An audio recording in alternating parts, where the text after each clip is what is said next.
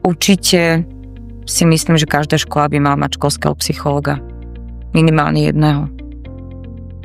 Som prekvapená, aké množstvo žiakov, mladých, dospelých si nájde ten čas, aby si vyhľadalo telefónne číslo alebo prídu k mojim dverám, kde si ho nájdu, kde je napísané, že ak tu nie som, tak mi volajte. Volám sa Ivana Kapelko, som školská psychologička, pôsobím v duálnej akadémii od septembra, čiže v tomto školskom roku. Som začala pracovať s tínedžermi. Pracovala som s nimi už predtým, ale táto škola je špecifická tým, že je tu prevaha chlapcov, čiže má to takú svoju inú dimenziu a musím povedať, že ma to pohltilo a veľmi ma to baví. Školská psychologička je dôležitá na škole najmä preto, aby tam nielen žiaci, ale aj pedagógovia a všetci ľudia, ktorí pracujú v tejto inštitúcii, našli to bezpečné miesto, kde sa môžu podeliť o svojej starosti, kde vedia zložiť tú ťarchu, ktorú prežívajú a zase naopak, kde sa vedia pochváliť, kde nájdu to ocenenie a naozaj je to miesto, kde každý príde rád a môže byť autentický. Žiakom a žiačkam a žiakom môžem, aj keď ich je malinko, ale sú tu, z čoho sa veľmi teším a dúfam, že ich bude ešte viac. Môžem pomôcť najmä s tým, s čím sa nemôžu podeliť doma. S tým, čo nevedia zdieľať rodičom, pretože majú obavy alebo ich nechcú zraniť. A prichádzajú s témami, ktoré sú pre nich možno častokrát kľúčové v ich živote v rámci možno nadobúdania tej sebahodnoty, tej sebalásky, alebo sa iba tak chcú porozprávať o tom, čo v ten deň prežili, alebo čo ich potešilo, čo ich rozveselilo, alebo sa možno niekedy len posťažovať na to, že sa im niečo nepodarilo. Čiže myslím si, že toto je veľmi dôležité. Podiel dievčat na našej škole je malý. Je to naozaj malinké percento. Myslím si, že by to školu osviežilo, keby tých dievčat bolo viac. Pretože dievčatá majú v technike svoje miesto. Ja som pôsobila vo Volkswagene zhruba 10 rokov a vždy som mala k autám blízko.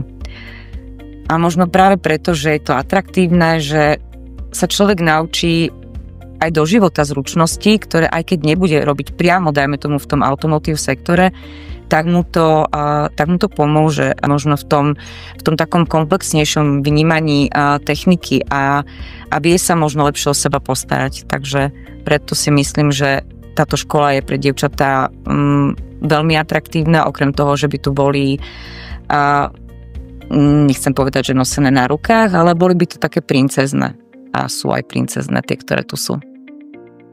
Mala som možnosť vidieť dievčatá, ktoré sú na našej škole a ja sa priznám, aby som možno bola rada študentkou na našej škole, pretože by som mala taký úplne iný motív vyniknúť, keďže by nás tu bolo málo, tak by som sa snažila urobiť niečo také, čo by nás, dievčatá, ako keby vystrelilo hore. Hľadala by som zámerne možno aj tie oblasti, kde by som vedela vyniknúť a vniesť tam jednak aj ten ženský element, ale aj tú svoju takú možno tú ducha prítomnosť, aj to, že aj veselosť a že by potom aj chlapci boli viac motivovaní, lebo by si povedali, že tak, veď nás netromfne nejaká baba. Od začiatku, ako som prišla, tak som si hľadala cestu k rodičom našich detí, žiakov, mladých dospelých a už pri tom, ako nastupovali prváci, tak som často telefonovala rodičom, aby vedeli, kto som, kým som. Chcela som, aby vedeli, že som tu pre ich deti, ak by mali akýkoľvek problém, ak by čokoľvek riešili a že sa môžu na mňa kedykoľvek obrátiť. Rada medzi nich chodím a bola som na rade rodičov, kde chceli vedieť môj názor, aké mám stanovisko k niektorým veciam, ktoré sa dotýkajú týchto psychologických tém, takže ja som za to vďačná, keď dostanú spätnú väzbu od rodičov. V súčasnosti škola nedisponuje 2 psychologičkami, aké to tak doteraz bolo.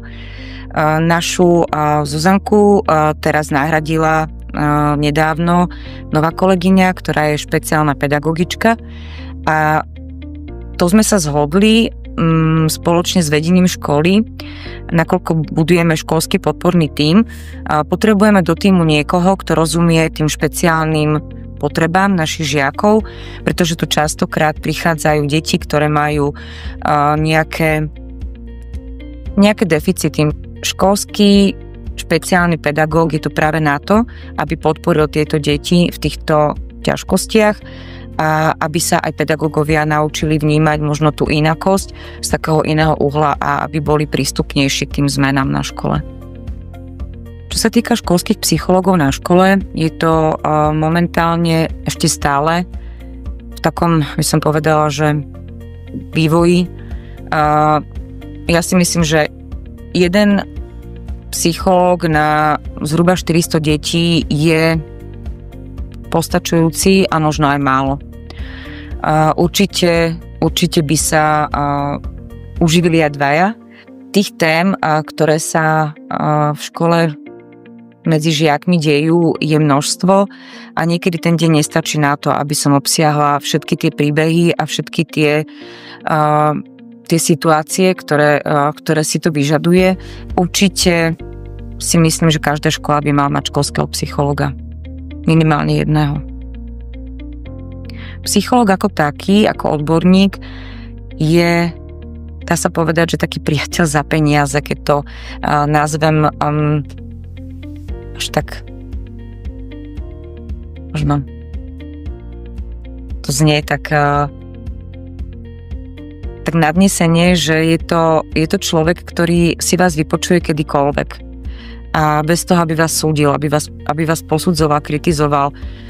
Je tu presne na to, aby dokázal navnímať to prežívanie a byť vám na blízku, keď je vám ťažko. Alebo aj keď vám je dobre. Lebo akýkoľvek extrém pre človeka, aj tá radosť, aj to šťastie, ktoré ľudia prežívajú, niekedy môže byť závažná životná situácia a ľudia si s tým niekedy nevedia poradiť. Čiže vnímam to, že sa to mení, že najmä teda je to určite aj tým, kde žijeme, že sme viac smerovaní na západ, že tie mesta možno viac na východ, tam tí ľudia ešte nemajú takto, ale tuto už vnímam ten posun k lepšiemu. Že ten psychológ je naozaj vnímaný ako odborník, ktorý má čo povedať do toho duševného zdravia a povedzme si, to je to najdôležitejšie. Že zdravie je dôležité, ale to duševné je dôležitejšie. Určite by som mojim známym, ktorí majú dorastencov schopných na túto školu odporúčala, aby sem prišli. Už len preto, že máme skvelý tým odborníkov, že tu máme ľudí, ktorí sú zapálení pre svoje povolanie, že sa venujú témam, ktoré na iných školách možno nie sú. A čo je pre mňa takým benefitom tejto školy, je to, že sme tu komunita ľudí, ktorí to robia s radosťou, ktorí do toho dávajú naozaj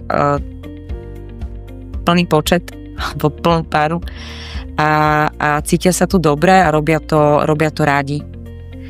A ja to tak vnímam a ešte keď som nepoznala duálnu akadémiu, poznala som len zvonku, keď som chodívala autom okolo, tak som si povedala, že tu raz možno budú potrebovať školského psychologa. A ako sa hovorí, že keď si budete prijať, tak je vám to dopriaté, tak mne sa to stalo. A ja si myslím, že táto škola má veľký potenciál a ja by som bola rada, keby som bola súčasťou toho, aby sa tá škola stala naozaj takým odrazovým mostíkom pre mladých ľudí. Najväčšou výzvou pri príchode na túto školu bol pre mňa kolektív, pretože som nepracovala v školskom prostredí a častokrát som mala informácie o tom, že škola je náročné prostredie, tak to bolo pre mňa možno takým ako keby na pozadí otáznikom, že ako to bude fungovať. Som prekvapená, aké množstvo žiakov, mladých, dospelých si nájde ten čas, aby si vyhľadalo telefónne číslo alebo prídu k mojim dverám, kde si ho nájdu, kde je napísané, že ak tu nie som, tak mi volajte. a denne mávam 3-4 správy, že sa chcú zastaviť a potrebujú sa o niečom porozprávať. Som preto neskutočne vďačná, že sa dokážu odhodlať k takémuto niečomu a že si ma aj navnímali možno na chodbách alebo pri tom zoznamovaní, že vedia, kto som a že si naozaj dajú tú námahu napísať mi, že chcú prísť za mnou a chcú sa o niečom porozprávať, takže z toho sa veľmi teším. A keď nemám počas celého dňa čas na telefón, tak to bol dobrý deň.